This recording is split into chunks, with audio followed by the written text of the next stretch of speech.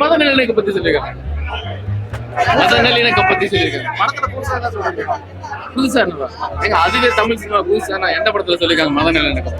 பெருசு சொன்னதே இல்லையே. அது பெரிய ஆர்டிஸ்ட் சொன்னதே இல்லையே. இப்ப ரஜினி சார் சங்கின்னு சொல்லியிருக்காங்க. இந்த படம் பார்த்து சொல்லணுமா? நீங்க பாருங்க, பாத்தீங்களா? நான் இந்த படம் பார்த்தேன். பாத்துட்டு சொல்லுங்க. சொன்னா நல்லா இருக்கு. இந்த படம் பதில் சொல்லணுமா அதுக்கு? இல்லைங்க, நான் சொல்லட்டுமா? ஹாலிவுட்ல இது வரையும் இஸ்லாமியர்ல பெருமை சேர்க்கிற மாதிரி எந்த பெரிய ஹீரோ நடிச்சதே இல்லை. எம்ஜிஆர் நடிச்சிருக்காரு, சிவாஜி நடிச்சிருக்காரு, அதுக்கு எந்த ஹீரோவுமே நடிக்கல.